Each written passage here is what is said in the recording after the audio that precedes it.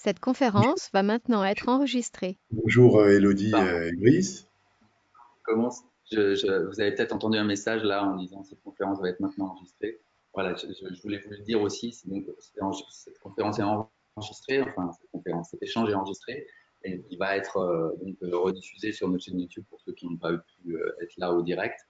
Si jamais ça vous dérange d'être à l'image pour votre l'échange que vous avez avec nous, surtout ne vous gênez pas et vous désactivez la caméra, il n'y a pas de problème. Mais effectivement, c'est toujours mieux de voir quelqu'un. On a oublié de démarrer, donc on n'aura pas sur le replay l'échange qu'on vient d'avoir avec Asie. Bonjour Elodie et Brice. Bonjour à tous. Euh, Moi, je crois que le soi, ça peut être qu'une expérience, hein. C'est bien au-delà du mental.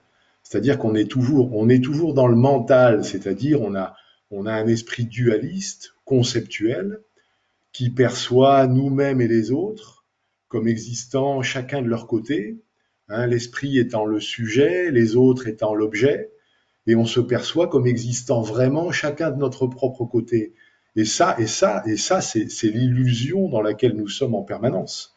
Et justement, réaliser le soi, c'est aller au-delà de ça, aller au-delà de cet esprit conceptuel et avoir une réalisation. Là, par exemple, je suis dans le mental, donc je suis pas dans le vrai soi. J'analyse par la raison, enfin c'est ma propre analyse de ce que j'imagine être le véritable soi, mais je suis encore dans le concept.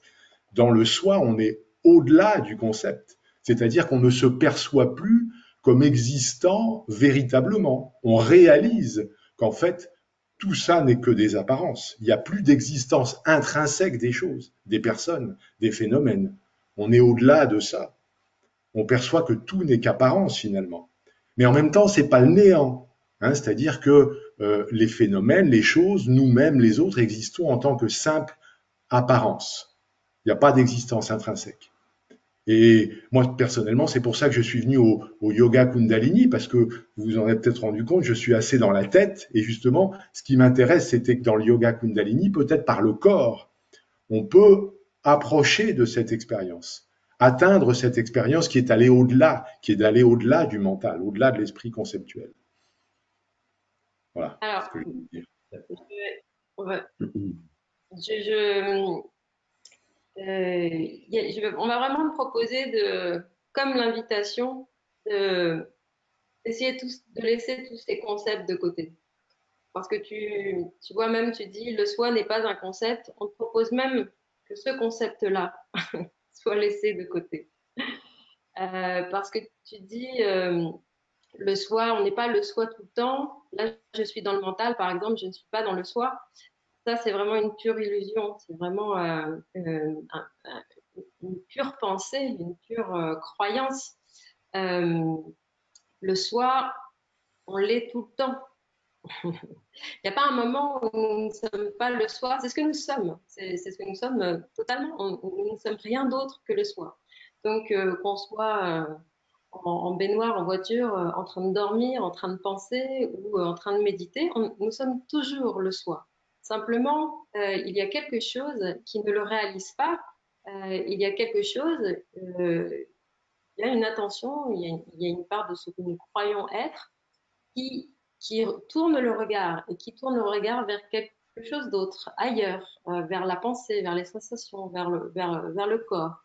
Et nous perdons cette évidence-là, qui est la chose la plus simple, la plus simple au monde, euh, avec laquelle nous venons dans cette incarnation, que nous sommes avant ça même, et nous perdons cette évidence-là. Mais euh, nous sommes toujours le soi. Il n'y a pas un seul moment où nous sommes le soi. C'est quelque chose qui est trop simple pour le mental. Et donc, le mental va passer beaucoup de temps à essayer de le définir comme tu le fais, hein, parce que quelque part, tu dis on ne le définit pas, mais il y a beaucoup de tentatives du mental d'essayer de dire ce que c'est. Mais c'est impossible. C'est impossible parce que ce n'est pas quelque chose de phénoménal, ce n'est pas un état, ce n'est pas une pensée, ce n'est pas une sensation, ce n'est rien de ce que l'on peut voir réellement, c'est simplement cela, l'évidence de ce que nous sommes. Et donc, avec ce mental-là, le mental en même temps, c'est l'obstacle et la clé. C'est les deux choses à la fois. L'obstacle, parce que c'est bien, parce que notre attention part dans le monde du mental et des idées que nous ne voyons plus l'évidence quelque part. Et en même temps, c'est la clé parce que c'est lorsque il y aura une dessaisie à un moment. Je ne dis pas quelqu'un qui va se dessaisir, c'est qu'il y aura à un moment, peut-être, j'espère, pour vous, une dessaisie du mental pour enfin voir l'évidence. Et cette dessaisie-là, elle peut se faire de plein de manières différentes, et c'est ce qui se passe de toute façon, parce que nous sommes tous totalement, nous avons des personnalités, hein. C'est pas une personnalité pour chacun, hein, c'est la croyance, et nous sommes des personnalités différentes, et donc les chemins vont être différents. Et pour certains, surtout lorsque le mental est très fort, parfois, malheureusement, peu importe, il faut aller jusqu'à une lassitude, une grande déception du mental pour enfin que le regard se tourne vers autre chose, simplement. Sinon, le mental emplit tous les espaces. Il n'y a pas un seul espace qui ne soit pas le mental lorsqu'on vit dans le mental. Et donc, c'est donc la clé et la problématique. Et donc, par rapport à ce que tu dis, tu as commencé en disant l'éveil ou le soi est une expérience. Non, c'est tout le contraire. C'est tout le contraire et c'est bien notre problème parce que le mental, lui, ne vit que des expériences. Ne regarde, ne voit que des expériences. Et ce n'est rien de cela.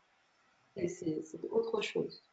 Et les pratiques, hein, parce que tu as évoqué aussi donc, le yoga Kundalini, comme on le disait avec Joël juste avant, en fait, les pratiques sont des techniques, sont des méthodes pour nous faire avancer, bien sûr, hein, parce qu'elles sont faites que pour ça, en fait, pour avancer vers cette quête de soi, on va dire, cette recherche, bien que, comme dit Elodie, on est toujours le soi, mais en fait, de sorte quelque chose en nous ne l'a peut-être pas encore trouvé.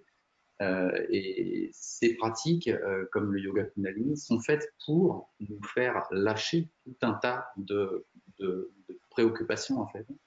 Préoccupations même sans que ce soit vraiment apparemment parasitaire, quoi. Mais juste lâcher tout un tas de préoccupations. Donc lâcher la préoccupation du corps, lâcher la préoccupation du mental, lâcher la préoccupation des émotions. Et c'est pour ça que le yoga Kundalini, justement, nous pousse en quelque sorte un peu. Il y a plein de pratiques comme ça qui vous poussent dans quelque chose qui est difficile.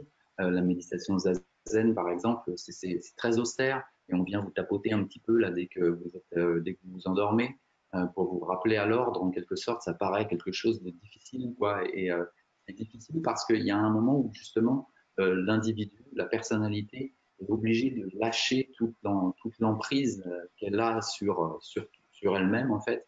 Tout le système, tous les systèmes qui s'imbriquent les uns dans les autres lâchent à ce moment-là et nous permettre d'entrevoir ce que c'est, le soi. Et à ce moment-là, le soi, justement, quand on entrevoit ce que c'est, effectivement, c'est vécu en quelque sorte comme une expérience. Mais c'est vécu comme une expérience par la personne elle-même, en fait, qui vient de juste lâcher par peut-être une technique ou par une révélation de je ne sais quoi, juste une phrase parfois. Hein. Juste une phrase, ça permet de tout lâcher. Ou alors une expérience dans la vie, comme ça, quelque chose qui vous donne la grâce, quoi, qui vous fait voir la lumière, ça arrive. Donc voilà, différentes sources pour que cette personne lâche et entrevoie le soi. Et là, voit cette unité en soi. La dernière fois, on avait quelqu'un qui nous témoignait vraiment d'avoir eu l'impression à ce moment-là, où elle avait vécu ça, d'avoir l'impression qu'elle était toute la pièce avec tout le groupe avec lequel elle était. Et il était vraiment tous les gens, et puis finalement, en fait, il était la planète entière, en quelque sorte. C'était une espèce de truc comme ça, de sensation d'expansion. Mais ça, là, ce qui est vécu à ce moment-là, c'est effectivement encore une expérience de l'individu. Parce que l'individu est en train de d'interpréter en quelque sorte ce qu'il est finalement en train de regarder. Il a ouvert, il a lâché, et puis là, c'est tellement fort ce qui est en train de se passer que l'individu quand même, le mental quand même, rajoute un commentaire à tout ça finalement, revient à la présence de tout ça et rajoute un commentaire pour dire quand même, là c'est formidable. Et puis du coup, bah, là ça y est, c'est la personne qui voit, qui se voit dans la pièce comme englobant toute la pièce, etc.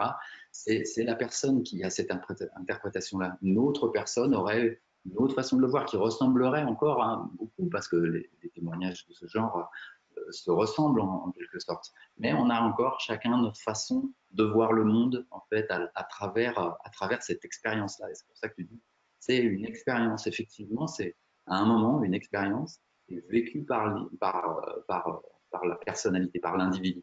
Mais le soi en soi n'est pas une expérience. Le soi. Mais ma question pour toi, c'est est-ce que par exemple, lors d'une invitation, comme on a fait au début, est-ce que tu arrives à déposer les choses de côté et à simplement être là? Est-ce que c'est quelque chose que tu arrives à faire? Je sais pas. Qu'est-ce que ça veut dire être là? Est-ce que ça veut dire être présent à ce qui se dit, lâcher les pensées? Si c'est ça, je pense que j'y arrive un petit peu, plus ou moins par moment. Qu'est-ce que ça veut dire être là? Être présent? Être présent à ce qui se passe pleinement? Simple- ça veut simplement dire noter ce qui est là sans que le mental puisse saisir quelque chose. Est-ce que c'est quelque chose que tu arrives à expérimenter? Là, je parle d'expérience, hein. Ouais, je suis pas sûr. Je suis pas sûr parce que déjà, je comprends pas bien ce que peut être une non-expérience.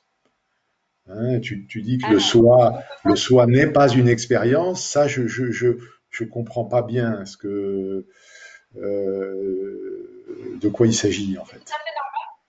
c'est tout à fait normal que tu ne le comprennes pas parce que le mental ne peut pas le comprendre. Ça, je C'est comprends. exactement. Par contre, je comprends que le soi est C'est au-delà de la compréhension intellectuelle. Ça, oui. exactement cela. Donc, lorsqu'on dit effectivement que le soi n'est pas une expérience, là, nous ne sommes pas en train de nous adresser au mental de quelqu'un, nous ne sommes pas en train de nous adresser à quelqu'un, nous sommes en train de pointer le soi qui est toujours là parce qu'on fait vraiment totalement confiance à cela, c'est une évidence pour nous. Et que ce qui est écouté là pour les gens, c'est écouté à partir du soi, c'est écouté à partir de... Il y a tout de même une espèce de, si on peut donner un nom qui va aider un peu à mettre sur le chemin, lorsque vous commencez ce genre de chemin vers le soi, vers le développement personnel, je dirais qu'il y a une première étape, il y a une intuition qui vous amène à ça. Il y a un appel, il y a un élan, ou alors il y a quelqu'un qui souffre et qui commence à comprendre que la vie ne peut pas être que cela, qu'il y a autre chose, et c'est cet appel qui vous amène à ça. Donc, quand on parle, on essaie de connecter cet aspect-là, je dirais. Et donc, c'est à ça qu'il faut essayer de faire confiance. C'est à ça qu'il faut essayer de. C'est avec ça, en tout cas, qu'il faut essayer de rester tranquille. Donc, on ne peut pas expérimenter le soi avec le mental. C'est bien le problème. Et lorsque notre monde n'est que le mental, alors il y a cette espèce d'intuition et d'élan en soi qu'il faut écouter pour essayer petit à petit de cheminer, petit à petit ou d'un seul coup, hein, de cheminer vers le soi. Donc, même s'il n'y a pas d'enseignement précis, même s'il n'y a pas de technique précise, l'indication peut être simplement comment ce serait si, lorsqu'une idée émerge, parce que c'est ce que fait le mental en permanence, il fait émerger des idées, comment ce serait si, au lieu de la saisir et de la prendre pour soi, eh bien, je la constatais et je la laissais de côté. Comment ça ferait? Qu'est-ce que ce serait? Voilà, de s'accrocher à aucune pensée. En fait, c'est un peu ce qu'on fait en méditation. C'est-à-dire qu'on laisse passer, on laisse émerger les pensées et repartir comme elles sont venues, sans s'y accrocher finalement. Exactement. Donc, ma question, c'est commencer lorsque tu vois émerger les pensées et que tu les laisses totalement sur le côté. Qu'est-ce qui reste lorsque tu laisses la pensée? Lorsque tu laisses la sensation, lorsque tu laisses l'émotion? Qu'est-ce qui Voilà, reste sans un ça? moment sans pensée, sans émotion, quand il y a rien. Non. Un moment C'est ça, d'esprit sans pensée, sans émotion. c'est ça. Qu'est-ce qui C'est- t'empêche de rester là? Simplement, un instant. Donc c'est ça, si je comprends bien, c'est ça le but. Il n'y a Enfin, pas de but. ou le moyen, ou la méthode. Enfin, tu vois ce que je veux dire, c'est que là, il y a ton mental qui essaie de comprendre. Moi, je n'essaie pas que ton mental comprenne. J'essaie de te faire vivre, en quelque sorte, ce qui est là. Parce que ça ne peut pas être compris par le mental. Donc, ma question, c'est commencer, puisque tu as l'expérience de la méditation, commencer lorsque tu laisses de côté, tu constates qu'il y a une pensée, tu la laisses de côté, tu constates l'émotion, la sensation, tu la laisses de côté. Qu'est-ce qui reste? Expérimente-le maintenant, là tout de suite maintenant.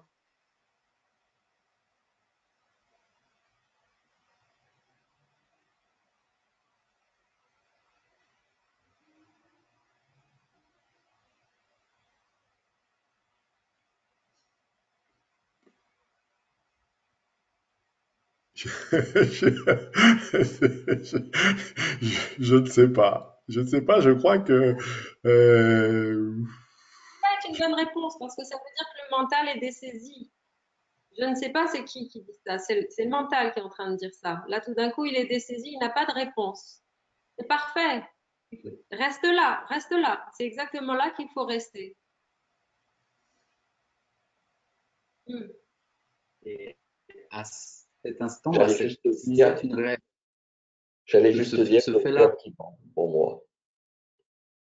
La, pardon, la réponse, c'était juste de dire que mon cœur bat.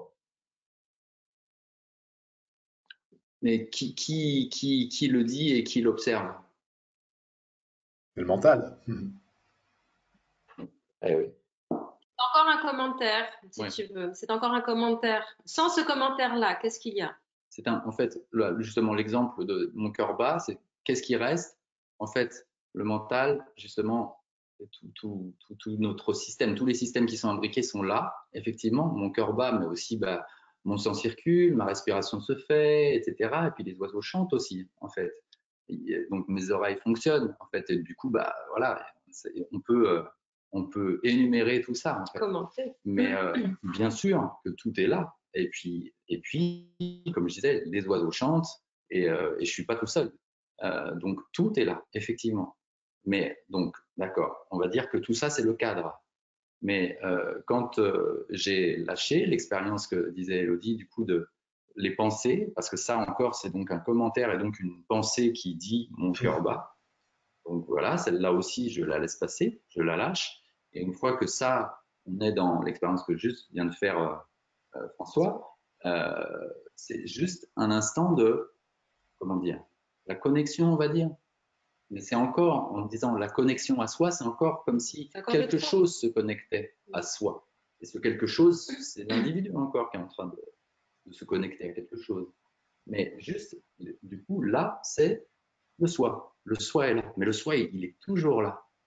Le soi, il est toujours là. C'est seulement quand je lâche ça, je lâche ça, je lâche ça, je lâche tout, qu'est-ce qui reste? Il ne reste que ça. Et ça ne peut pas ne peut pas disparaître, ne peut pas être lâché parce qu'il n'est pas tenu. Il n'est tenu par rien. Et il ne peut pas disparaître parce que c'est ça. C'est moi. Mon cœur peut disparaître. On peut carrément me l'arracher. Il peut s'arrêter de battre. Mais le soi, là, il ne disparaît pas. Il est là. Il est là tout le temps.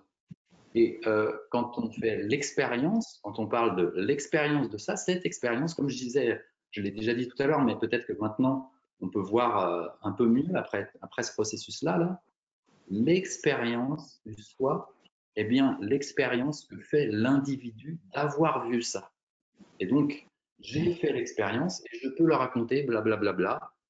Ma personne, là, est en train de parler de l'expérience que j'ai faite d'avoir vu le soi, d'avoir compris profondément, par mon mental, compris, senti, vécu le soi. C'est mon expérience d'individu. Mais le soi en lui-même n'est pas une expérience. Le soi est là. Les oiseaux, le tigre n'est pas une expérience. Quand je regarde le tigre, ce qui fait l'expérience de la vision que j'ai du tigre ou de la peur que j'ai de lui, etc., c'est bien mon individu qui fait l'expérience du tigre. Mais le tigre, il est là. Ce n'est pas une expérience en soi, le tigre. Le tigre est un tigre. Le vent est le vent. Et le soi est le soi. Ouais, compris. Et j'en fais l'expérience en tant qu'individu. Compris. Ça va, François? Voilà. Je crois que j'ai compris. Alors, il faut rester tranquille là, avec ça maintenant. Ouais. En fait, effectivement, quand une fois qu'on a cette sensation-là, comme tu dis, je crois que j'ai compris, parce qu'effectivement, je ne peux pas dire j'ai compris vraiment. Il y a un je crois que j'ai compris, parce que ça reste quand même. Ce qui reste encore dans le je crois que j'ai compris, c'est parce que le mental, effectivement, et forcément, hein, c'est pas du tout un jugement, hein, forcément, le mental est en train de dire je crois que j'ai compris. Il est en train d'essayer quand même d'analyser un petit peu un truc, d'avoir une accroche sur quelque chose, un système de comparaison, d'analyse, Et etc. même ça, tu peux le déposer, le laisser de côté. Et voilà, simplement. et ça aussi, je crois que j'ai compris, ça suffit. Voilà. Bref. Laisse-le de côté, dépose-le et reste tranquille, simplement. Si tu vois quelque chose d'autre émerge, dépose-le, reste tranquille. C'est tout, hein. C'est juste ça, c'est tout. D'accord. Intéressant. Ce qui fait une montagne de ça, quand on dit on s'en fait une montagne, ce qui fait une montagne de ça, c'est bien le mental. Et en fait, effectivement, quand c'est réalisé, mais la montagne tombe complètement. Il n'y a aucune complexité là-dedans. Voilà, donc Non, il n'y a pas du tout de complexité. Ce qui désarme à ce moment-là, c'est le mental qui est désarmé face à. Mais c'est tellement simple. Il n'y a pas à ce la technique que ça. Il y a pas, en fait, finalement, en vrai, il n'y a pas besoin de technique. Il y a des méthodes, des bouquins, etc., entiers qui menaient à ça. Effectivement, il y a des méthodes, il y a des techniques, il y a des bouquins entiers qui parlent de ça. Mais en fait, au bout du compte, ça n'a pas besoin de méthode, finalement. Et le chemin de Bouddha le montre. Bouddha, tout ce qu'il a traversé, etc., il a traversé des trucs. Voilà, pas facile, la vie de Bouddha, pour y arriver. Et puis, quand il est arrivé, il a dit, il n'y a pas besoin de faire tout ce que j'ai fait pour arriver là. Bon, après, dans la pratique, en fait, finalement, on a quand même besoin d'avoir certaines complexités pour finalement y arriver, parce qu'on a besoin de désosser, désarmer toute la complexité qu'on a besoin de faire. C'est juste ça, en fait. Et ce désarmement se fait, peut se faire en claquement de doigts, juste sur un truc, ça y est, paf, on a saisi et voilà. Et là, on peut avoir saisi définitivement. Et après, on a le mental qui va encore pouvoir vous revenir à l'assaut pour dire non, quand même, il y a du complexe quand même. Hein. Et voilà, c'est normal aussi que ça revienne. voilà, donc quand on a tout lâché, le soi peut apparaître. Il apparaît simplement parce que il est dévoilé. C'était juste qu'on avait mis trop de couverture dessus, mais il n'apparaît pas, il est toujours là. Mais c'est ça, effectivement, c'est simplement, on dit dévoiler le soi parce que beaucoup de voiles ou un gros voile en tout cas a été mis devant et donc de fait on ne voit pas ce qui est là derrière et qui a toujours été là. Alors il est dit que parfois il faut lever le voile beaucoup de fois pour l'user Et au moment où il est vraiment totalement usé, et parfois il s'use vite, parfois il s'use lentement, peu importe, lorsqu'il est réellement usé, eh bien, le soi peut être vu tel qu'il est, c'est-à-dire toujours présent, jamais absent, quels que soient les événements, bien, mal, bon, mauvais, gentil, méchant, mental, pas mental, peu importe. Bon. Alors, ah ouais, tu avais coupé ton micro, merci, mais effectivement, il y a eu. Ça va, François? C'est bon pour toi? Oui, ça va, merci. Je rallume même mon micro, vous m'entendez là? Ouais. Oui, Bon, très oui, bien. ça va, Mais justement, super. ça Mais va. donc, justement, il y a eu quelques commentaires à propos du son. Alors, du coup, on va dire, effectivement, quand il y a l'intervention de quelqu'un, essayez, vous posez votre question avec le micro ouvert, et puis vous le coupez pendant que nous, on répond. Mais dès que vous voulez parler, vous rallumez votre micro. Parce qu'effectivement, du coup, s'il y a du bruit autour de vous, votre son peut passer un peu au-dessus d'une autre. Et puis, du coup, on ne nous entend pas bien. Nous, vraiment, là, autour de nous, il n'y a pas de bruit. Si vous êtes dans une pièce très silencieuse, ça ne posera pas de problème, hein, mais si jamais il y a une fenêtre ouverte ou un aspirateur qui passe à côté, ou un truc comme ça, c'est mieux de couper pendant qu'on parle. Ok, merci François. Merci François. Donc, vous ouvrez votre micro quand vous voulez. Et en attendant, je reviens un petit peu en arrière sur les premiers commentaires qu'il y avait eu, les premières questions au texte, mais effectivement, ça va être dur de revenir sur chacune, hein, bien sûr. Mais tout se rejoint de toute façon toujours. Hein. Donc il y avait Lorenzo qui disait que je pense que mes peurs m'empêchent de profiter de mes séances, qui disait après que c'était ses séances de méditation et qui ensuite La peur, c'est du mental, hein. C'est le même processus, mais c'est un processus mental qui est plus accrochant parce que il est noué avec un émotionnel qui est très fort et qui désorganise beaucoup la biologie interne du corps. Et donc, du coup, c'est une accroche forte pour le mental, hein. Le mental, il a un besoin d'existence quelque part, et donc il va trouver quelque part le moyen de continuer à exister et de continuer à être saisi par la personne. Donc, les peurs vont être un moyen très efficace par le mental de vous garder dans la dualité simplement. Mais le processus est le même, même il peut paraître encore plus difficile. C'est de déposer ces peurs-là aussi. On peut déposer les peurs, on peut ne rien en faire. Il y avait un moment un commentaire qui disait par rapport à la colère, par exemple, alors il faut vivre la colère à 100%, à 200%. Non, y compris si ça fait mal aux autres. y compris si ça fait mal aux autres, ou peu importe. Non, il n'y a pas à mettre une intention particulière à vivre ou pas la colère. Il faut simplement laisser les choses se déployer sans y toucher. Donc, si vous vous dites la colère, alors il faut la vivre à 100%, alors vous la saisissez, vous en faites quelque chose. Vous saisissez l'idée qu'il faut vivre la colère à 100%. Et avec la considération derrière, et même si ça fait mal aux autres, etc. Donc on est dans la dualité du bien, du mal, etc. derrière. Alors là, il y a toute une histoire qui s'est encore créée. Donc on est encore reparti dans l'histoire simplement. Donc même ça doit être déposé sur le côté. S'il y a une sensation de colère, il y a une sensation de colère. Il n'y a ni à l'aider à s'exprimer, ni à la réprimer, ni à en faire quoi que ce soit. Donc il n'y a jamais rien à faire, et c'est ce qui est désespérant pour le mental. Il n'y a jamais rien à faire. Et c'est vraiment le conseil de ne rien faire du tout de tout cela. Et comme je disais, c'est désespérant pour le mental, et c'est parfait parce que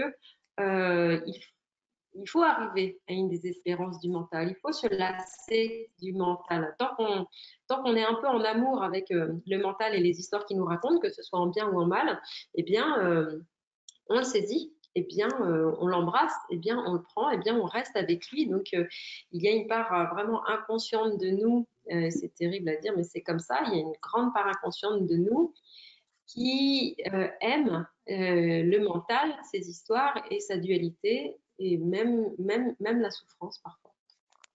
Et cette histoire de colère, de la vivre pleinement, parce que vous nous avez peut-être déjà entendu dire ça justement, quelque chose qui ressemble à ça en tout cas, que l'émotion est à vivre simplement, l'émotion est à vivre pleinement, mais ce n'est pas une injonction en fait, parce que justement la question c'est doit-on vivre, doit-on être en colère pour de bon et vivre la colère pour de bon. Je la retrouve plus, je l'avais sous les yeux, mais voilà, ce doit-on justement est révélateur, c'est qu'il n'y a pas de devoir en fait. Et cette question-là est aussi une anticipation, même si c'est parfois par rapport à quelque chose qui a déjà été vécu, c'est quelqu'un qui a déjà vécu la colère, etc. Évidemment, si elle pose cette question, déjà été empêtrée dans la colère, sûrement, si elle pose cette question. Mais cette colère-là, il n'est pas question de se dire « je dois la vivre ». Et il n'est pas question de se poser la question en général, ce qui devient vraiment un grand concept, parce que la démarche qu'on propose, en fait, juste pour contacter, dévoiler le soi, c'est ça qui va permettre le fait que la colère soit effectivement vécue, mais vécue et donc effectivement vécue pleinement, bien sûr, mais aussi juste vécue en tant que telle. Ce qui fait que la colère devient dévastatrice parfois et du coup peut justement amener à faire mal à soi et aux autres, c'est parce que cette colère est auto-réalimentée, ou plutôt pas auto, mais plutôt réalimentée par le mental. C'est le système mental et émotionnel là qui oui, fait un cycle et fait toute une histoire, encore une fois, recommente et réinterprète et en rajoute et rajoute et rajoute et fait monter la mayonnaise de la colère. Si la colère est pure, là, il y a une colère par rapport à quelque chose, cette colère-là est vue, est vécue, observée, et si elle n'est que vue et vécue, elle va tomber forcément beaucoup plus facilement que si elle est commentée, interprétée, ressentie comme néfaste, ressentie comme quelque chose dont vous êtes victime, etc., etc. Là, on est en train d'en parler de la colère et on est en train de se faire mal avec. Donc, on rajoute beaucoup, beaucoup d'émotions en plus de la colère. Parce que la colère, du coup, est réalimentée par la souffrance, de la peine. Voilà, et surtout, voilà, on souffre en étant en colère. On souffre de sa propre colère. Et c'est cette souffrance qui rajoute encore de la colère, etc. Et là, on n'en sort pas.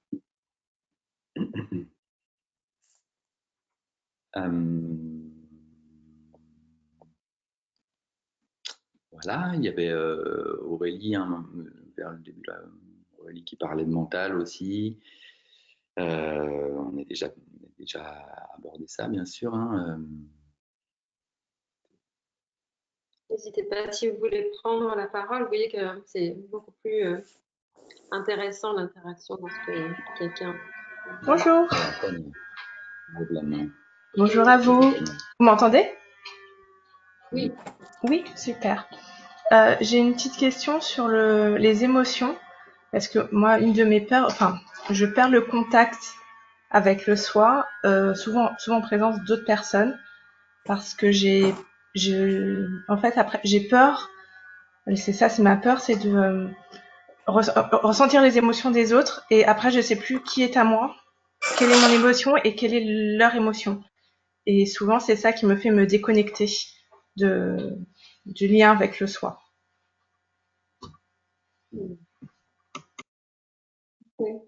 Du coup, ta question par rapport à ça, du coup, comment ma question, c'est, je sais qu'il y a le mental encore derrière tout ça, mais le biaiser un petit peu sur parce que je sais le lâcher et etc. Mais ça marche toute seule. Mais voilà, dès qu'il y a, je suis avec du monde, ça marche plus. Et voilà, et voir s'il y a une façon de le biaiser un petit peu dans ces moments-là. Et qu'est-ce qui marche tout seul et qui ne marche plus. Quand je suis au calme et que j'arrive à... Déjà, j'ai pas des interférences de l'extérieur, donc je suis centrée et je me ressens moi et tout va bien et je me sens... Enfin, je suis connectée, quoi. Et dès qu'il y a du monde, c'est très parasité et je sais plus ce qui est de moi et ce qui est de l'autre. Mais tu vois, là, il y a déjà il y a une vraie croyance qu'il faut défaire dans le fait que tu es toi lorsque l'harmonie est autour de toi, lorsque c'est le calme, lorsque c'est la paix, lorsque bon, comment dire, tu n'es pas du tout la seule, hein, c'est quelque chose qui est important de défaire et dans laquelle on rentre souvent dans cette illusion quand on commence le yoga, la méditation, tout ce chemin-là, parce que le mental se nourrit d'images, il aime les images et le mental a besoin de tendre vers un but qu'il arrive à définir. Donc, on imagine quelqu'un qui a trouvé le soi comme un sage dans un paysage calme, en haut d'une montagne où tout est parfait, l'harmonie, le sens de ce qu'on appelle l'harmonie, ça a forcément une représentation picturale presque. Et donc, la croyance, c'est lorsque je tends vers ça, eh bien, je suis au bon endroit. Il y a encore une histoire de lieu, d'état, d'endroit, etc. Et donc, puisque lorsqu'on tend vers ça, on a un ressenti dans le corps qui est aussi plus agréable, alors là, la croyance est bouclée, la croyance est parfaite. Et lorsque l'on sort de cela, alors on n'est plus dans l'harmonie, on n'est plus le soi, on n'est plus calme. Donc, c'est vraiment une croyance qu'il faut bien regarder pour comprendre que c'est une illusion totale. Il est sûr que pour la personne, il y a plus de confort et c'est plus agréable d'être dans quelque chose de calme, etc. Mais pour une autre personne qui a une construction mentale différente, le calme, c'est l'horreur et le bruit et l'agitation et courir et faire plein de choses, etc. C'est ça qui est la vie et c'est ça qui est formidable. Donc, on voit bien que c'est juste des considérations mentales là-dessus. Donc, une fois qu'on a bien regardé ces choses-là, est-ce qu'il y a vraiment, est-ce que tu arrives simplement à voir que lorsque tu es dans le monde, ton attention va à cette préoccupation de ce que je ressens et de ce que ressent les autres. Et que donc, du coup, le mental travaille beaucoup là-dessus. Est-ce que c'est quelque chose que tu vois? Oui, oui, oui. Et c'est justement, je me protège de ça parce que j'arrive plus après à savoir si c'est moi qui le ressens ou si c'est l'autre. C'est un truc un peu schizophrène. Mais Voilà. ce que je veux te dire, il y a ton attention est donnée à cette préoccupation mentale Oui, de oui, faire attention, etc., de gérer ci et ça, etc. Donc, exactement. ça a été saisi, on est d'accord, c'est pas une idée que tu observes, que tu laisses de côté, que tu laisses vivre. C'est quelque chose que tu saisis. L'histoire est saisie et l'histoire est vécue en tant que réalité. Tu donnes Ok. ton attention à ça, ton énergie à ça, parce que sinon, cette idée-là, elle n'a pas de pouvoir. Lorsqu'elle émerge, si tu donnes rien à ça, elle disparaît comme tout. C'est comme le processus qu'on faisait au départ, c'est la même chose. Hein. Ok. Donc, lorsque cette idée émerge, mais parfois l'idée elle émerge sous forme d'une sensation, une angoisse. Oh, mon Dieu, tu es avec le monde, du coup, tu as cette angoisse de c'est à moi, qu'est-ce qui est aux autres, etc. C'est une sensation, mais qui vient d'une idée et qui est tout de suite ressaisie par le mental, etc. Donc, est-ce que ce processus-là, lorsqu'il arrive, notre invitation, c'est est-ce que c'est possible de le voir, de le constater et de ne rien en faire. On va essayer. Et oui, parce que c'est là où tu es prise dans l'histoire. La proposition, c'est mon Dieu, il y a quelque chose qui émerge et qui fait peur. Hein. La proposition, elle est là. Et donc, la proposition, elle est saisie par quelqu'un. Et c'est ça qui fait que tu regardes. Parce que si si au moment où tu vois ça, eh bien, elle n'est pas saisie, nous t'invitons à regarder qu'est-ce que ça donne. Parce que cette expérience-là, visiblement, elle n'a pas été vécue puisque c'est saisi à chaque fois. Et donc, ça émerge, c'est pas saisi, on constate qu'est-ce que ça donne. Alors peut-être ça réémerge, et puis ça réémerge, et puis ça réémerge. Mais ça, c'est la vie. Les choses, elles émergent en permanence. Le mental, il émerge en permanence. Les idées émergent en permanence. Les sensations émergent en permanence. La problématique de ne pas être avec le soi, de ne pas être le soi, c'est que le mental, il saisit, il saisit, il saisit, il saisit, il saisit, il saisit tout le temps. Donc l'invitation, c'est ne saisis plus. Constate, ne saisit plus. Constate, ne saisit plus. Constate, ne saisit plus. Qu'est-ce que ça donnerait? Qu'est-ce que ça donnerait? Ok. Je vais expérimenter ça cet après-midi. Mais ça n'est pas un exercice. Hein. Oui, Ce oui, que bien je veux dire, sûr. c'est que il n'est du coup, une société, tu n'as pas. C'est comme tout à l'heure l'histoire de doit-on vivre la colère pleinement? Là non plus, on ne peut pas dire dois-je faire l'effort de ne pas saisir ça, en fait. Parce que déjà, faire l'effort, c'est déjà le mental qui est en train de se dire ah, il y a un problème, il y a quelque chose à faire. Alors que, comme disait Elodie, il n'y a rien à faire. Euh, donc, c'est juste faire l'expérience que ça ne soit pas saisi. Mais en fait, si en fait tu le saisis et que tu te rends compte que tu le saisis, c'est-à-dire que la prochaine fois, encore une fois, tu es perturbé par ça, sache et prends bien conscience maintenant et essaye de prendre conscience une bonne fois pour toutes que c'est normal, que c'est juste, c'est ta personne, ton identité, ton histoire, tout ce qui s'est passé jusque-là pour ta personne, pour tes émotions, etc., qui fait que ta personne fonctionne comme ça, qui fait qu'elle a ces préoccupations-là dans la société, qui fait qu'elle confond ce que ressentent les autres et ce que je ressens moi, est-ce que les autres, ce qu'ils ressentent, est-ce que je ressens je ressens moi, est-ce que c'est pas les autres qui le ressentent, etc. Il y a une espèce de confusion, comme disait schizophrénique là, quelque part, qui est d'évidence, non, ce que j'ai comme émotion, c'est mes émotions, c'est pas les émotions des autres, même s'il y a de la compassion, mais en tout cas, ce qui est vécu là par mon système à moi, les colères, les peurs, etc., elles sont miennes, elles appartiennent à mon système, même si elles sont créées par quelque chose que je regarde et avec lequel je compatis ou j'ai de l'empathie, etc. De toute façon, là, une fois que c'est moi qui suis empêtré dedans, c'est bien ma personne qui suis empêtrée dedans. Donc déjà, il y a à se dire que bon, cette confusion-là, non, il n'y a pas de confusion. Ça peut être créé par quelque chose, une sensation extérieure, mais au final, quand c'est vécu en soi, c'est en soi. Il n'y a plus à essayer de voir s'il y a un mélange. Hein. C'est juste en soi. Quoi. Et donc, quand c'est vécu, ce truc-là, quand c'est vécu par la personne et que la personne est perturbée par ce truc-là, c'est tout simplement le problème de la personne. Cette personne-là, elle a ce genre de problématique-là. Et puis une autre, elle a cet autre traumatisme par rapport à autre chose qui fait qu'elle réagit différemment, etc., etc. Tout ça, c'est normal, c'est tellement commun, mais ça n'a rien à voir avec le soi qui, lui, effectivement, de toute façon, n'est pas touché par ça et ne saisit pas ça. Le soi ne le saisit pas. Il est juste là et il est recouvert par ce gloubi-boulga là.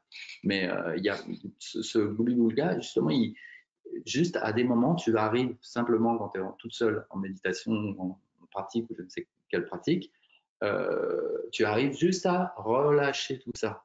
Et c'est bien normal, c'est bien commun que quand il y a une activité autour, que tu ne puisses pas le relâcher aussi bien que quand tu es en méditation, etc., etc. Mais il n'y a pas d'effort à faire de ce relâchement-là pour que le soi existe. Il est toujours là. Il est juste recouvert. Déjà, le fait de bien prendre conscience de ça, de bien observer, de bien accepter ça, ça fait tomber encore une fois toute l'importance de tous ces processus mentaux et émotionnels, qui ne sont que des processus mentaux et émotionnels, et il n'y a pas trop à s'embêter avec ça. C'est-à-dire que ils existent encore, ils fonctionnent encore, etc. Et ça menuise petit à petit, tu l'as déjà observé sûrement, que quand même, ça a tendance à s'amenuiser pour ci, pour ça, etc. Mais il reste des trucs. Et bien, ces petits trucs-là, et juste en les observant, en ne se faisant pas une montagne du fait qu'il faille absolument s'en départir, déjà, laisser tomber ça, c'est déjà un pas, en fait. Tu n'as pas vraiment d'emprise là-dessus. C'est en même temps difficile à accepter. Donc, volontairement, tu n'as pas d'emprise vraiment là-dessus. Super, merci. Merci à toi, Tania. Il y avait, alors on a du mal à revenir en arrière, hein, mais je lisais juste, est-ce que c'est important de savoir ce que pensent les autres? Je crois que Xavier parlait justement d'après le témoignage que Tania donnait par rapport justement à ce rapport aux autres et à ce que ressentent les autres, l'image qu'on donne aux autres, etc. Bien sûr, c'est pas important dans l'absolu, mais voilà, tout simplement, il y a des personnalités, des individus qui donnent plus d'importance à ça par toute leur histoire, etc., comme je viens de dire à Tania. Et c'est juste un fait, quoi, que les individus fonctionnent comme ça et que pour certains, depuis longtemps, même sans avoir fait une pratique spirituelle particulière, ils n'ont pas cette problématique-là. Ils en ont d'autres, ils n'ont pas celle-là. L'image qu'ils donnent des autres, ils s'en fichent et on en entend autour de soi. Moi, je m'en fous de ce que pensent les autres de moi. Bon, bah, tant mieux. Cette personne-là n'est pas parasitée par ce genre de problématique, c'est tout. Voilà. Et puis d'autres vont être parasités par ce genre de problématiques. C'est juste des fonctionnements individuels, personnalisés, différents. Et c'est juste à regarder. Et surtout pas justement à juger. Bien sûr que c'est pas important.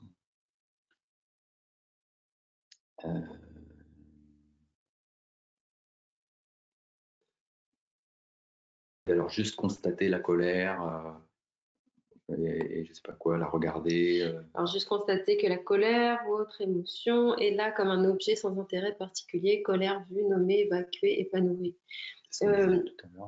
Oui, c'est ça. Et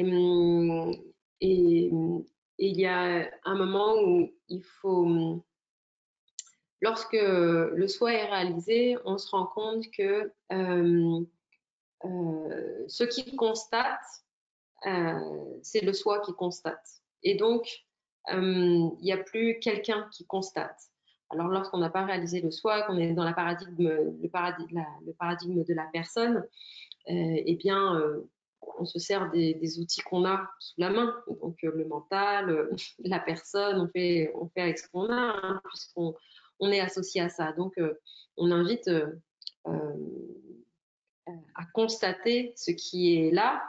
Et donc, soit le mental va s'en charger quelque part, mais bon, peu importe, il y a tout de même un processus qui est engagé.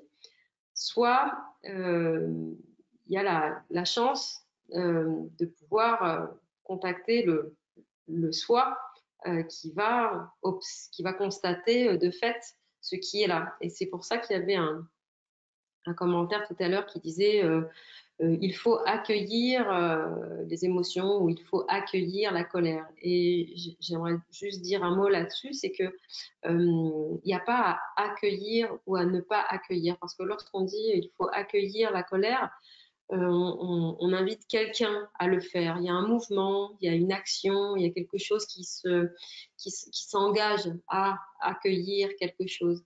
Parce que ce qu'il faut comprendre, c'est que le soi est accueil de toute façon. Le soi, c'est le support de tout, de toute l'expérience. Donc, il accueille tout de fait.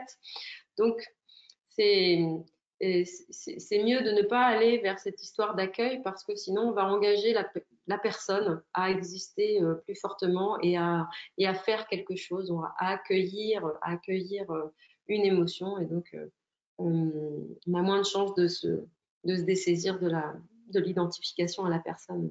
Il y a Joël aussi qui est Joël, c'est la première personne qui est intervenue, à moins qu'il y en ait plusieurs. qui disait, est-ce que vous diriez avec moi que le soi, c'est le cœur, pas l'organe, bien sûr. C'est juste une dénomination. Si tu veux dire que c'est le cœur, voilà, mais c'est donner une image, encore une fois, c'est chercher à interpréter, à analyser, à mettre une autre image que ce que c'est. Parce que finalement, du coup, le cœur, si c'est pas l'organe, alors c'est l'énergie, l'amour, le chakra du cœur, etc. Du coup, on risque de se perdre en essayant de définir par le cœur. Mais bon, Ramana si Maharshi disait ça. Il oui. disait, il disait pas le soi et le cœur, il disait le soi est dans le cœur. Et donc, et dans le cœur, mais pas le cœur organe, le cœur énergie, le cœur, comment dire, comme l'amour, support de l'univers, on va dire. Mais il le disait en mettant la précaution, comme disait Brice, que c'était une espèce d'image pour donner une orientation, mais qu'il ne fallait pas s'arrêter là, simplement. Et il y avait une question qui disait, est-ce que le soi est l'âme? Et donc non, le soi n'est pas l'âme. L'âme, c'est une considération mentale, c'est encore quelque chose que définit le mental. On dit l'âme, c'est l'énergie qui s'en va du corps, etc. C'est ce qui est l'âme astrale, etc.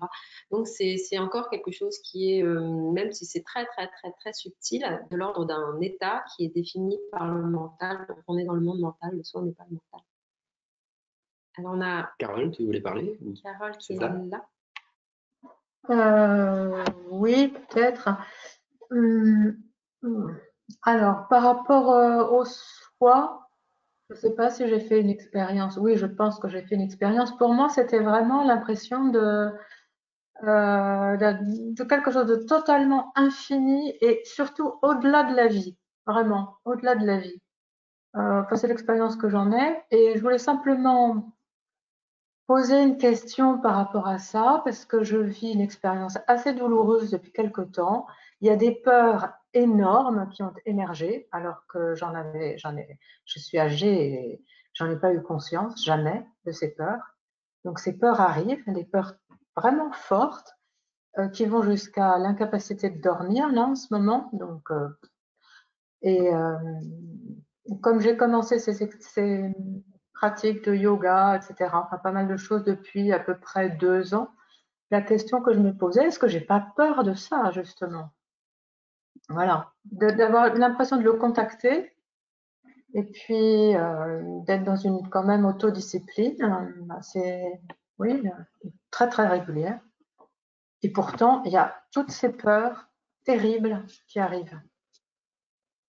Oui. Donc, il y a un lien. C'est-à-dire que quand on commence à mettre en conscience, forcément tout ce qui était un peu mis sous le tapis a tendance à être mis en conscience et donc du coup émerge. Et bon, c'est sûr que c'est pas forcément des moments qui sont très agréables à vivre, hein. Le chemin est souvent plein de choses à vivre simplement pour qu'elles puissent être dénouées quelque part. Donc malheureusement c'est comme ça. Et ça peut être soulageant de voir ça comme quelque chose, comme tout phénomène, même si c'est très présent, de voir ça comme quelque chose d'éphémère. Rien ne dure toujours. Et de pouvoir les regarder en tant que tels, en tant que phénomène qui passe. Et je dirais que l'événement est juste un événement. Ce qui le rend souffrant, c'est l'inquiétude du mental qui est posée là-dessus. On ne dort pas, bon, on ne dort pas. C'est rien de problématique par rapport à ça. On se lève le matin, le corps est plus fatigué, etc. Ce qui est souffrant, c'est toute l'histoire et toute l'inquiétude qui est posée, qui est saisie et qui, du coup, ne permet pas d'en faire juste un instant qui passe, mais qui en fait un bagage qui tout d'un coup est porté comme un sac petit à petit. Parce que lorsqu'on vit l'insomnie, alors on ne dort pas, mais chaque instant est un instant qui passe, hein, même si cet instant-là que l'instant d'après, et c'est toujours de l'insomnie, et l'instant d'après, c'est toujours de l'insomnie, mais c'est toujours des instants qui sont accumulés les uns à la suite des autres. C'est pas tout qui est pris comme ça. Et lorsque le matin arrive, eh bien, s'il n'y a pas toute cette historique qui est portée, alors il y a juste un instant supplémentaire. Donc, ça peut être intéressant de commencer à comprendre, encore une fois, qu'il y a beaucoup d'attention qui va être donnée malgré nous, inconsciemment, à l'inquiétude que crée le mental et qui va petit à petit en faire une histoire. L'histoire, elle se construit. C'est jamais quelque chose qui arrive comme un gros tas comme ça, hein. Et toute notre vie, c'est ça. Toute notre histoire personnelle, c'est ça. C'est quelque chose qui se construit. Et donc, dans les événements souffrants, c'est exactement la même chose. C'est des choses qui, petit à petit, se construisent, à qui on donne une réalité et qui va former quelque chose de très très présent jusqu'à envahir toute notre vision et tout notre paysage. Donc, est-ce que c'est quelque chose que tu peux imaginer? Qu'est-ce que ce serait de vivre une insomnie, donc mal dormir, hein, visiblement, et ça fatigue le corps, c'est une évidence, hein, on ne va pas renier ça, mais qu'est-ce que ce serait de mal dormir sans saisir aucune des considérations et des inquiétudes du mental vécu pendant cet événement? Ça, je le fais, bien sûr, je le vis comme ça. Je le vis comme ça, mais ce que je constate quand même, c'est qu'il y a là, tout d'un coup, un épuisement. Là, il y a un épuisement et j'ai l'impression que c'est peut-être lié à des pratiques justement qui me contactent avec quelque chose de plus vaste.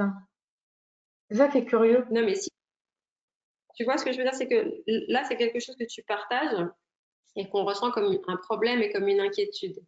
Donc, c'est bien que le mental a été saisi par rapport à ça.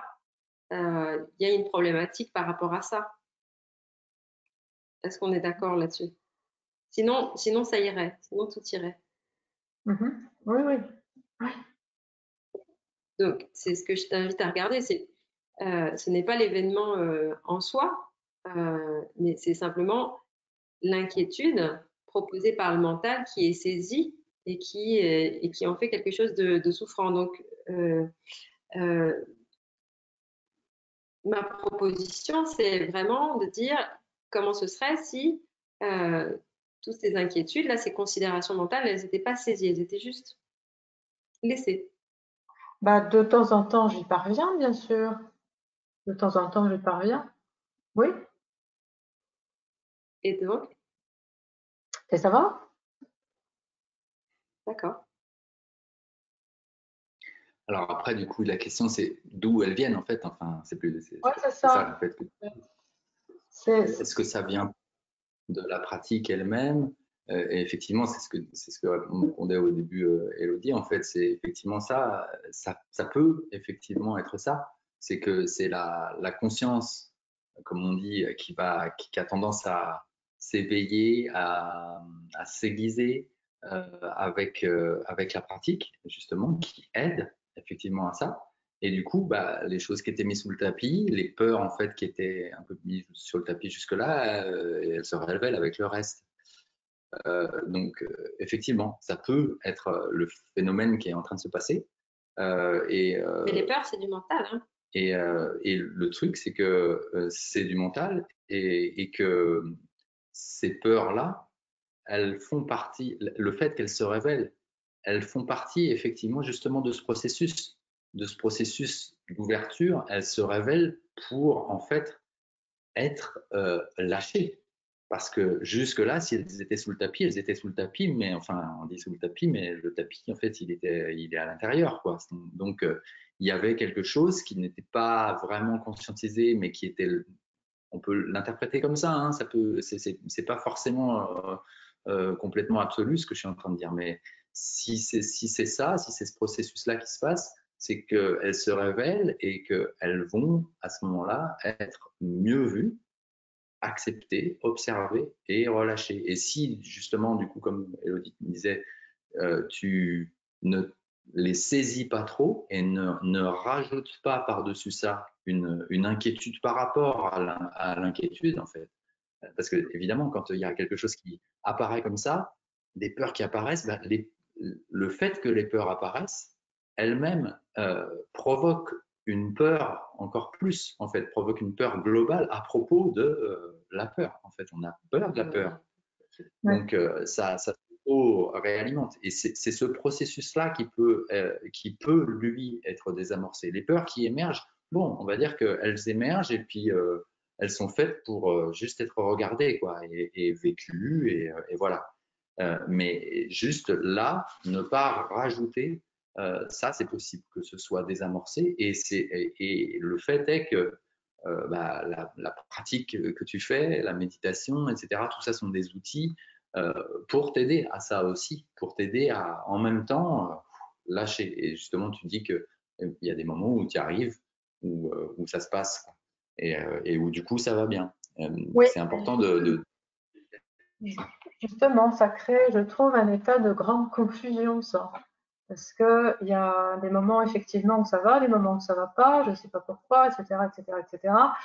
Donc, une indécision aussi, une incapacité à décider. Là, il y a quelque chose qui est venu, c'est l'incapacité à décider, à trancher, donc vraiment un état de grande confusion. Et qui peut aussi être à l'origine de la peur, je ne sais pas.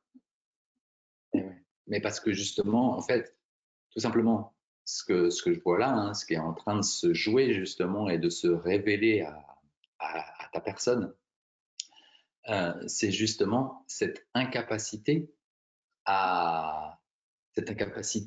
absolue, en fait, que tu croyais jusque-là être une capacité.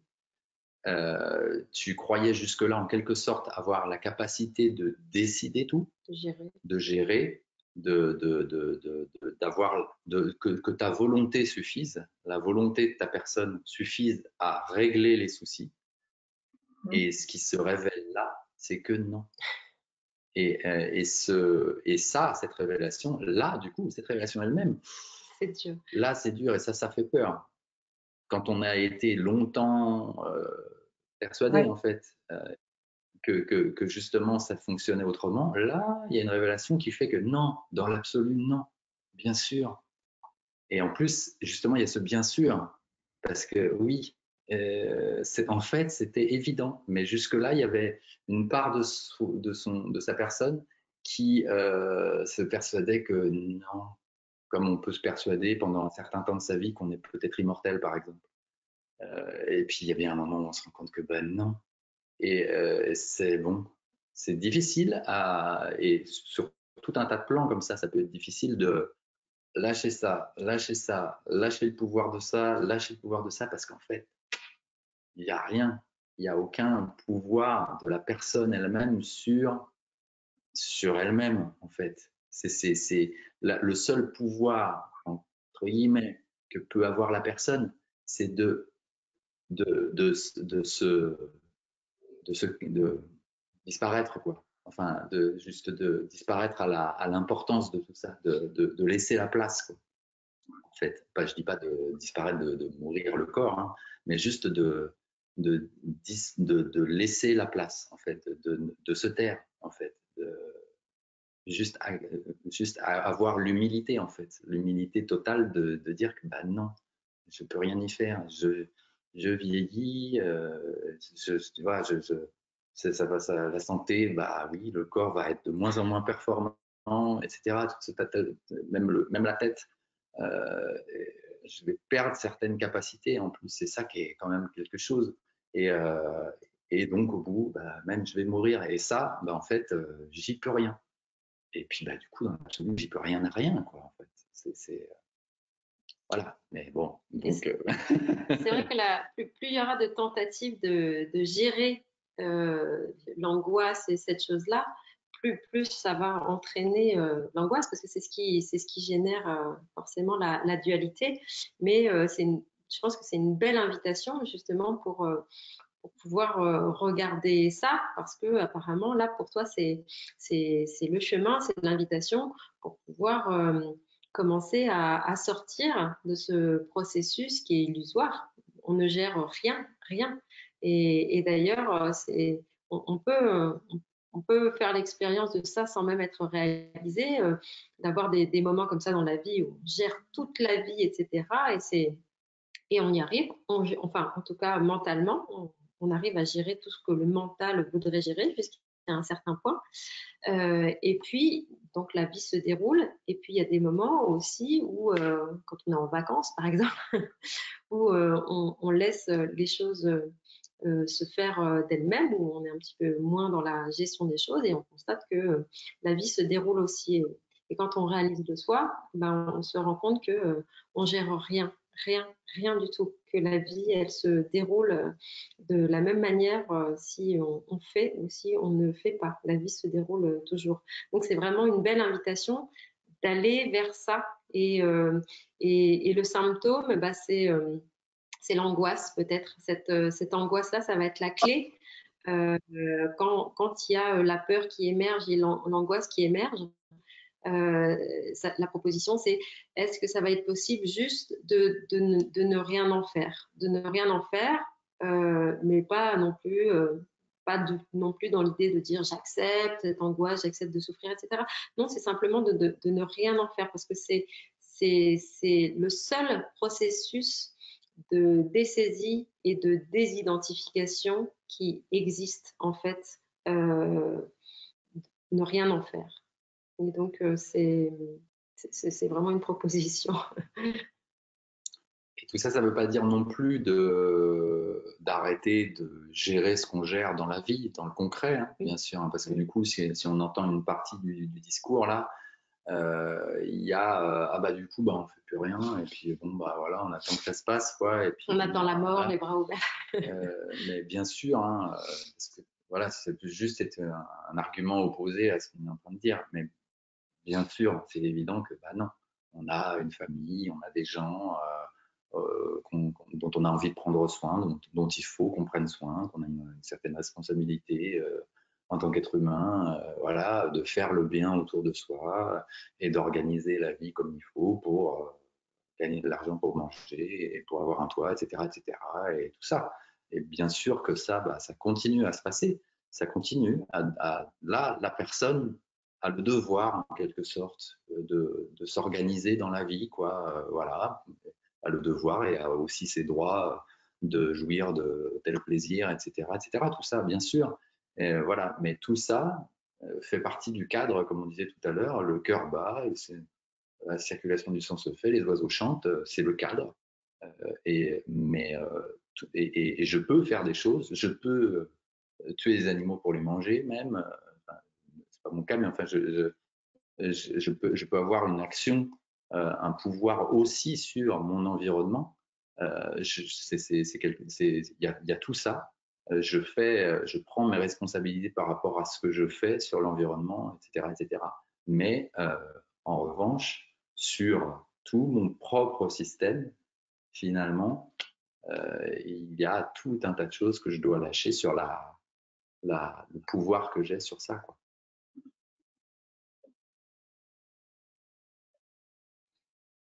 Merci. Bon, il n'y a pas grand rapport avec le soi, mais bon.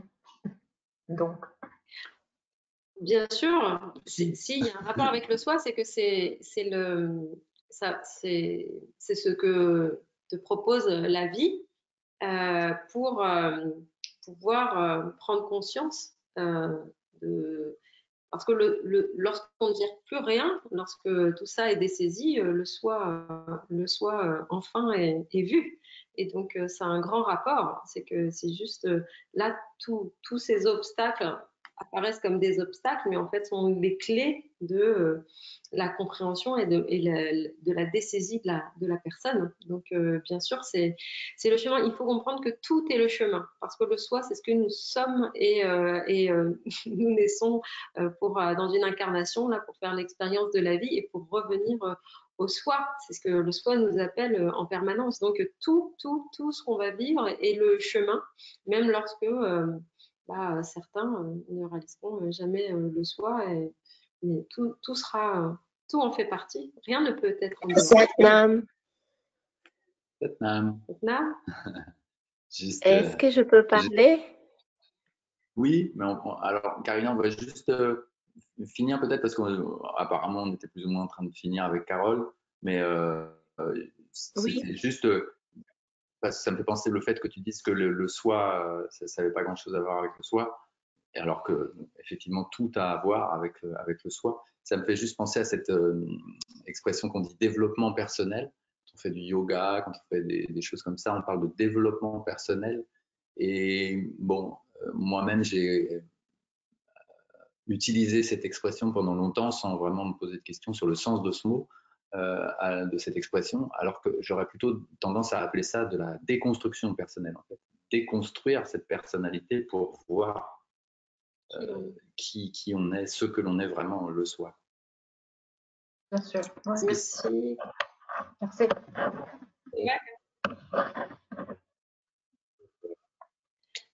Et, oui, Karine, si tu veux. Karina, si tu veux parler, on t'écoute. Oui, Satnam à tous. Je voulais juste évoquer, c'est ce qui émerge de l'histoire, si c'est possible.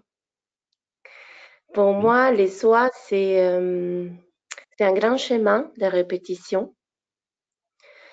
Et un chemin de répétition constant, en fait, qui nous amène à un grand mariage, un mariage d'amour entre notre côté masculin et féminin. Et cette soi, on le réalise dans notre corps, évidemment. Mais c'est juste un voyage, c'est juste une expérience. Et pour passer à faire cette expérience, il y a des consignes, il y a des clés qui sont très spécifiques, qu'on sait qu'on va aller vers les soi. Mais voilà, il faut avoir le courage de les traverser, en fait. Je voulais juste partager ça avec vous. Ok, merci Karina. Alors, si tu veux, on va parler un petit peu de tous tes mots là que tu viens de dire parce que tu dis le soi est une expérience. Je voudrais te dire que non. Le soi n'est pas une expérience. Le soi est indescriptible. Il est au-delà du mental et l'expérience est dans le mental. C'est vraiment quelque chose dont il faut s'imprégner profondément parce que sinon on va avoir le malheur d'associer ça à tout ce monde mental qui est descriptif, c'est ceci, c'est cela, c'est le féminin, le masculin, etc. On est toujours dans le paradigme du mental qui parle et qui définit les choses et qui associe ceci avec cela et qui a besoin de dire des images, dire des mots, définir des couleurs, des sensations, des choses comme ça, mais ce n'est pas une expérience et c'est vraiment absolument la difficulté qu'on va éprouver lorsque on vit dans le monde de la personne, de l'identité, parce que ce monde-là est soumis au mental. Il n'y a pas un seul espace qui ne soit pas défini par le mental et la dualité. Et il va falloir cheminer à travers ça pour trouver où est l'espace. Il suffirait d'un seul instant, d'espace sans mental, sans aucune de toutes ces idées-là que tu décris, pour voir le soi. Mais le soi n'est pas une expérience. Et c'est vraiment une croyance qu'il est important de défaire, parce que sinon, on ne va pas réussir à sortir du monde de la souffrance. Parce que la souffrance est dans la dualité et dans le mental. Donc, c'est vraiment le chemin inverse de cette illusion-là. Mais ce que tu décris est quelque chose de très beau pour la personne. Il y a beaucoup de travail à faire là-dessus, sur ces énergies-là, sur le monde du féminin, du masculin, etc. Il est tout à fait bien aussi qu'en tant que personne, nous vivions de manière harmonieuse dans notre corps, dans notre mental, dans nos émotions et dans notre énergie. Mais tout cela n'est pas le soi. Malheureusement, tout cela n'est pas le soi. Et donc, notre difficulté est essayer. Il y a un chemin dans l'Advaita Vedanta, donc la voie de la non-dualité, qui aide, je dirais. Ce n'est pas un enseignement, mais c'est une espèce de technique qui va nous aider à pouvoir voir l'évidence de plus en plus. C'est ce qu'on appelle neti-neti. Neti-neti, c'est une pratique qui va nous aider à identifier ce que n'est pas le soi. Et donc, dès qu'on voit quelque chose qui émerge, n'importe quel phénomène, n'importe quelle idée, n'importe quelle sensation, n'importe quelle émotion, alors on dit ce n'est pas cela. Ce n'est pas cette idée-là, ce n'est pas cette idée-là, ce n'est pas cette croyance-là, ce n'est pas cette sensation-là, ce n'est pas cette couleur-là, ce n'est pas cette image-là, etc. Et petit à petit, le mental est dessaisi et défait de tout ce qui définit, et enfin, on va pouvoir dévoiler le soi. Mais tout ce qui est décrit, tout ce qui est dit, tout ce qui est pensé, c'est du mental. Et ce n'est pas cela. Et ça va avec aussi le fait de en fait, de chercher même à le définir, en fait, parce que justement, il est indéfinissable. Et à partir du moment où on commence à chercher à le définir et à dire le soi, c'est ça, bah, en fait, c'est on est forcément à côté. Mais bien sûr, on a tendance à le faire, à chercher à le faire toujours. Et voilà. Mais justement, quand on se voit le faire, on peut se dire que non, c'est encore pas exactement ça. On a eu l'impression que c'était ça. C'est comme je ne sais pas si tu étais là au début avec François, parce qu'on a parlé de ça aussi avec l'expérience et tout. Et si tu n'étais pas là, tu pourras revoir le replay. C'est que cette expérience-là dont on parle, dont on dit que le soi est une expérience, simplement que c'est l'individu, la personne, qui fait l'expérience du soi. C'est-à-dire qui fait l'expérience d'avoir entrevu ce que c'est et qui le dit et l'emporte, l'interprète et le commente, etc. Et c'est déjà trop tard. Et donc cette expérience, c'est l'expérience de l'individu. Mais le soi en lui-même n'est pas une expérience. Le soi est le soi. Comme beaucoup de choses. Et de la même manière qu'avec François, j'invite vraiment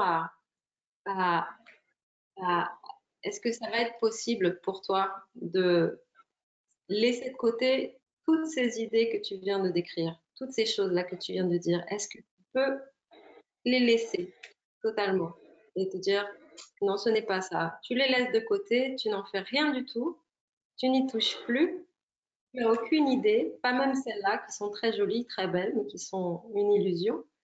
Et alors, qu'est-ce qui reste? S'il n'y a plus tout ça, qu'est-ce qui reste? Mais il reste beaucoup de choses après. Alors justement, c'est de trop. Il faut déposer aussi toutes ces choses-là. Oui, je les dépose, oui, chaque matin. Et qu'est-ce qu'il reste alors?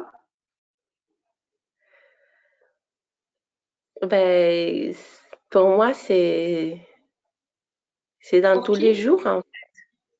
Pour moi, c'est Qui est moi? les soins, c'est tous les jours, c'est chaque moment, en fait. Mais quand tu dis pour moi, tu parles de qui? Bah, je dépose, tu me demandes de déposer les choses, donc je les dépose. Et pour moi, c'est déposer. Et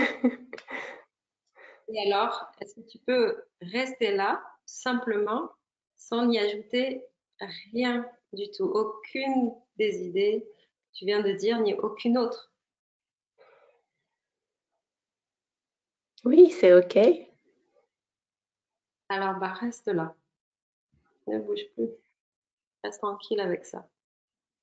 Et si tu restes Maintenant, vraiment tranquille avec ça, tu verras que tu n'essaieras plus de définir le soir. OK.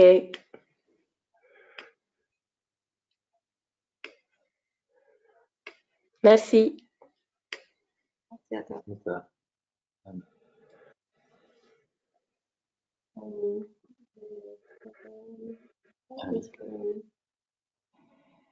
Bon, ça fait donc environ 2 heures qu'on est ensemble. Du coup, voilà, on peut encore prendre une ou deux questions. Si vous avez des questions brûlantes. J'avais vu une belle formule là qui disait « Je ne suis pas, donc je suis ». Et voilà, ben oui, en quelque sorte. Mais les deux « je » de la phrase, évidemment, ne sont pas les mêmes. Le premier est la personne et le deuxième serait le soi. Donc, je ne suis pas, donc soit suis, soit soi. Il y a un bon, pour parler de yoga, il y a une jolie série de Kundalini Yoga qui s'appelle comme ça. Je ne pense pas, donc je suis. Là, qui va plus loin, je ne suis pas, donc je suis.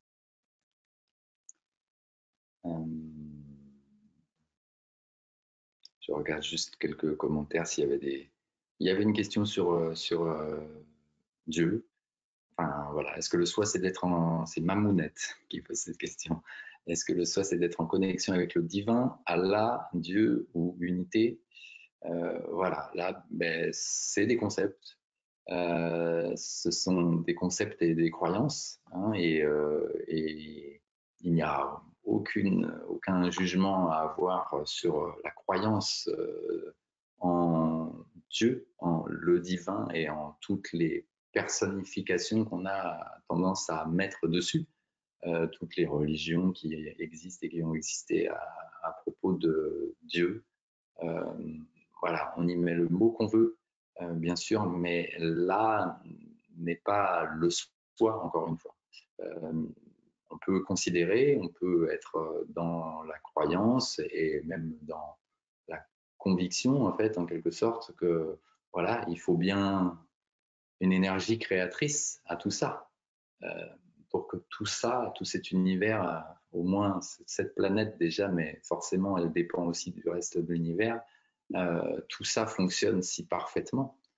Quand on voit le fonctionnement d'une ruche d'abeilles, quand on voit l'organisation des fourmis, quand on voit tout, quand on voit comment une antilope se laisse finalement manger par un lion, c'est bien les lions qui mangent les antilopes, c'est bien dans le même pays, dans le même continent, c'est ça.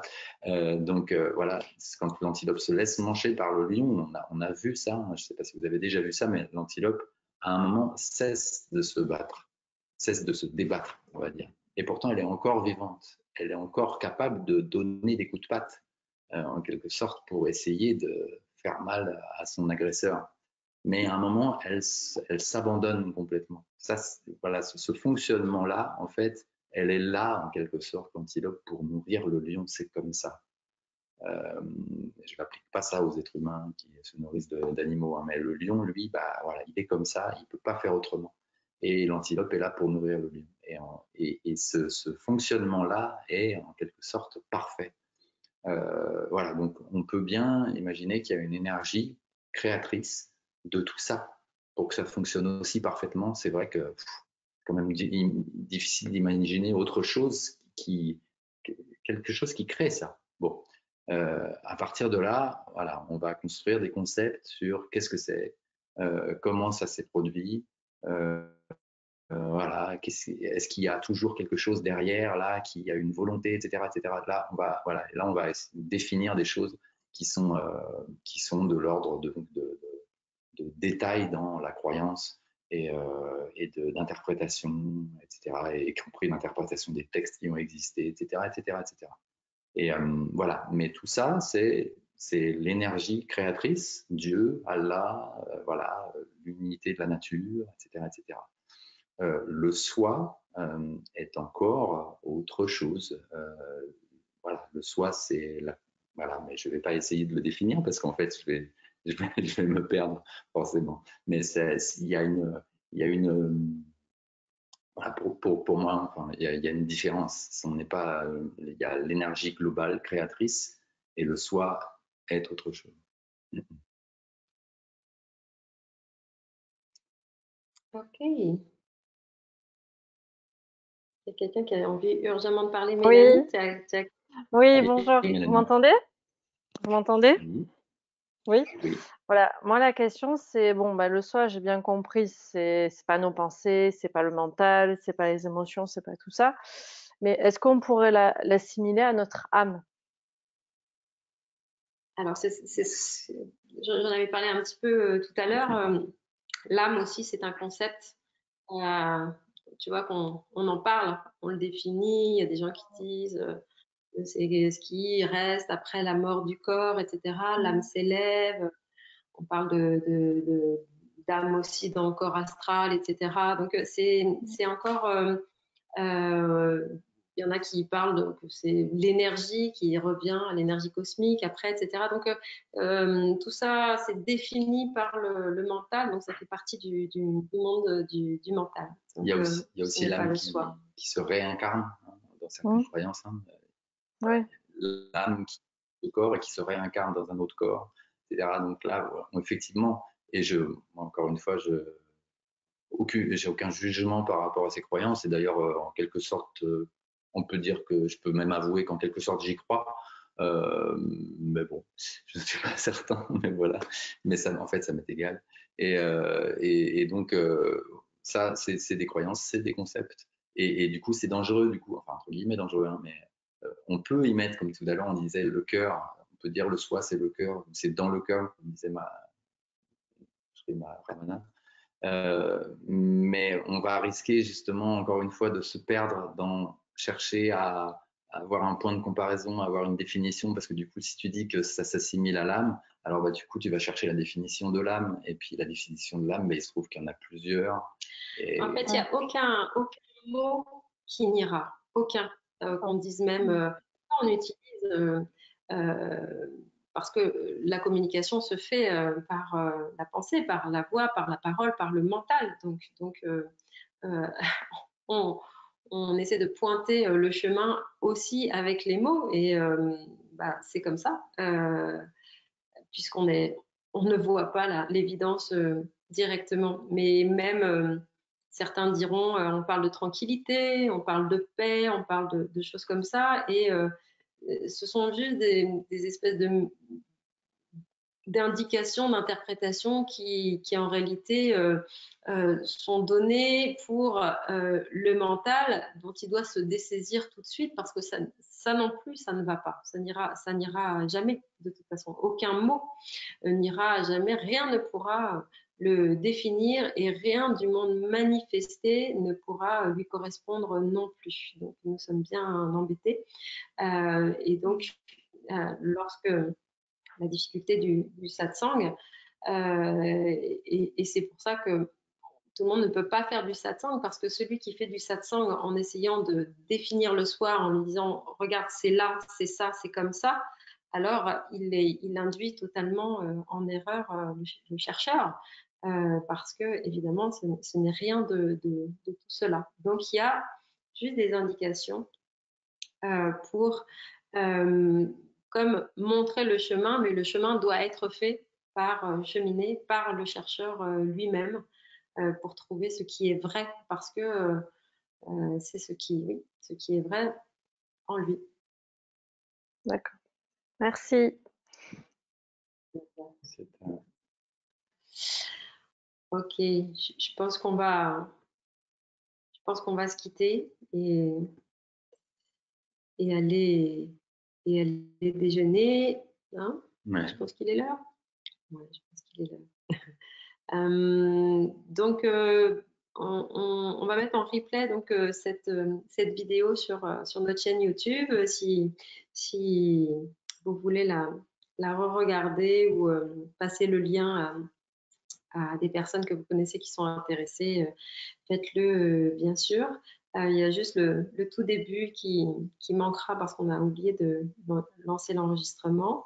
Et puis voilà, on essaiera de On va vous refaire envoyer le lien dès que la vidéo sera sur la chaîne YouTube. On vous enverra un message pour vous le donner, ce lien. Et puis, bon, bah, même si vous ne recevez pas le message, de toute façon, si vous ne connaissez pas encore notre chaîne YouTube, je sais même plus comment, c'est Elodie et Brice Caballero ou Elodie et Brice tout court. Vous allez nous trouver. Et si vous ne trouvez pas, vous nous envoyez un mail. Voilà, ça devrait marcher. Ok, bah on vous souhaite un bon lundi férié. Donc profitez-en si vous avez l'opportunité de le faire. Et puis à bientôt, à la À prochaine. bientôt. Bonne journée.